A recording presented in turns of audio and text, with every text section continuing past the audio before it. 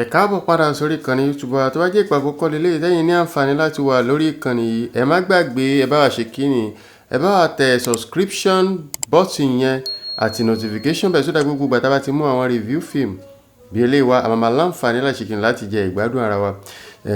Sinimá wò la mú wá lọ́jọ́ tí ò ní o bí kò ṣe sinimá yẹn gbẹnu tán Atapata Dide ni o. Atapata Dide ẹ máa rí wò lórí ìkànnì YouTube, ẹ lọ sí Libra TV lórí ìkànnì YouTube ẹ tẹ̀ síbẹ̀ Atapata Dide ó máa gbé wá síbẹ̀ fún yín.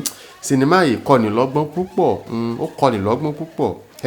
Àbí kí ni ká ti pè yìí nígbà tí obìnrin bímọ mẹ́ta fún ni tó jẹ́ wípé nínú ọmọ mẹ́tẹ̀ẹ̀ta kò wá sílé yìí tó jẹ́ ti ọkọ, kò jẹ́ titun.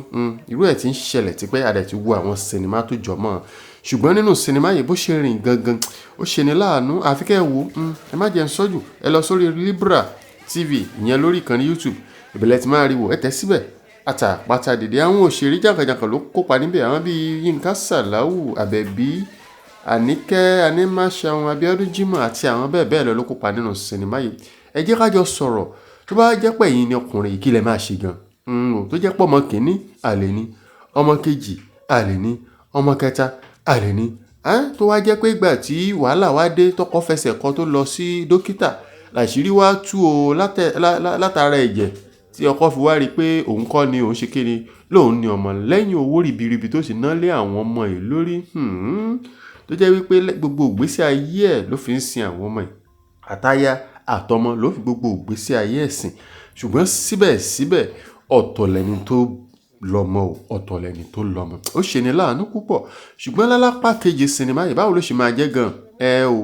Ṣé arákùnrin tiẹ̀ máa rí ọ̀nà àbáyọ? Bàbá 50 tó ti wọ 50 already, báwo ló ṣe fẹ́ ṣe jẹ́? ọmọ olóyèṣẹ̀ fẹ́ bí tó ṣe fẹ́ jóúnjẹ ọmọ. àfi tọ́lọ́run bá lọ́ra ẹ̀mí ẹ̀, torí ilé ayé tá a wà yìí Ọlọ́run nìkan ló lọ́ra ẹ̀mí gbogbo wa, torí kọ́lọ́run kó ṣàánú ni. Sinimá yìí gangan ni o, Atapata Dide ó wà lórí Libra TV, ìbẹ̀lẹ̀ ti máa rí wò ẹ lọ síbẹ̀ ẹ lọ tẹ̀ síbẹ̀.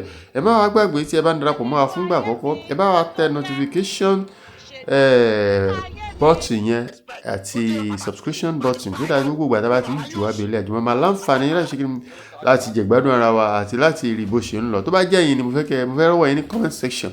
Tó bá jẹ́ yín lọ́kọ ìyàwó yìí ṣé ẹ tí ẹ máa gbà, ṣe máa dáríjì arábìnrin yìí, àbí àwọn ọmọ yẹn máa gbà fọ́lọ́run nígbà tí bàbá ọmọ gan sì wà láàyè tẹ́jọ mọ́ra wọn tó jẹ́ pé ìkíní òun náà ni ẹnìkan ṣoṣo náà ló dẹ̀ lọ́mọ mẹ́tẹ̀ẹ̀ta.